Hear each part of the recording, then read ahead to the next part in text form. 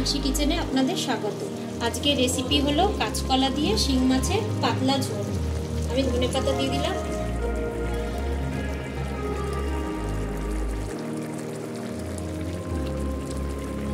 এখানে শিং মাছ নিয়ে নিয়েছি, একটা গোটা শিং মাছ। মাছটাকে কেটে এরকম করে পিস করে নেওয়া হয়েছে। মাছটা একটু গরম জলে ধুয়ে নিতে হবে। আমি গরম জলে ধুয়ে নিয়েছি। এর মধ্যে দিচ্ছি আমি হলুদ, এর মধ্যে দিচ্ছি নুন। ভালো করে মাখিয়ে নেব। গরম জলে ধুয়ে নিলে ল্যাব ল্যাব যে ভাবটা ওটা কেটে যায়।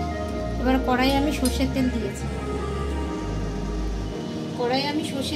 এবার মাছগুলো ছেড়ে দেবো।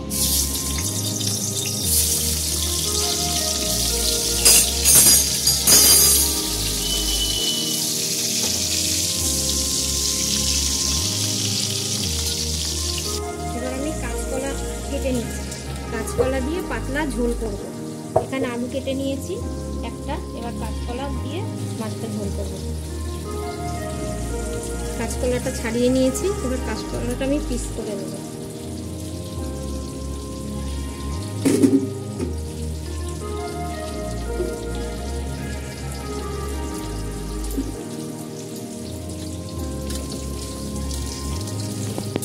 হয়ে গেছে ভাজা। এবার আমি তুলে নেব। এবার এই তেলের মধ্যে আমি একটু অল্প সাদা জিরে ফোড়ন দিচ্ছি। এবার যে আমি কাঁচকলাটা কেটে রেখেছি, এই কাঁচকলাটা ছেড়ে দিচ্ছি। আলুটা ছেড়ে দিচ্ছি। এটা একটু পাতলা ঝোল। এবার আমি এর মধ্যে দুটো লঙ্কা চিড়ে দিলাম।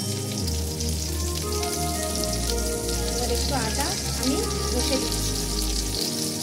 বেশি আদা লাগবে না, একটু আদা ঘষে দিচ্ছি।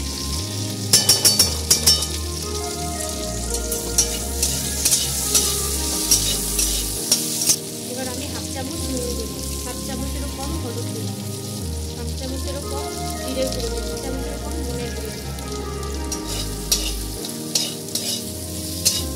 হালকা অল্প একটু জল দেব।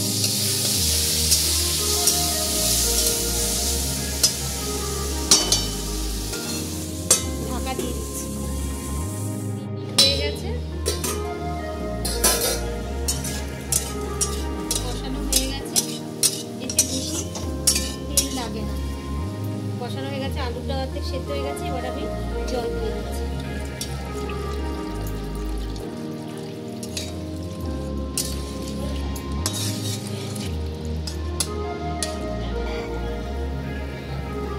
ঝোলটা ফুটে গেছে। এবার আমি মাছটা ছেড়ে দিচ্ছি।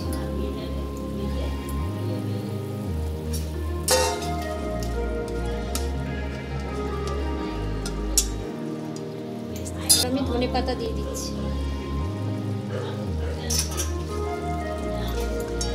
আবার 2 থেকে 3 মিনিট ঢাকা দিয়ে দিচ্ছি। 2 থেকে 3 মিনিট ঢাকা দিয়ে হয়ে গেছে।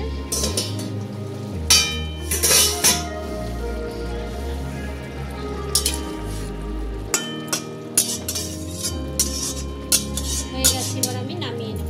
পাতলা শিং মাছের ঝোল।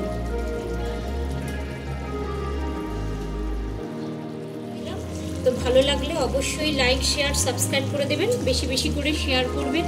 Thank you. কার কার এই পাতলা মাছের ঝোলটা ভালো লাগে অবশ্যই কমেন্ট করে জানাবেন।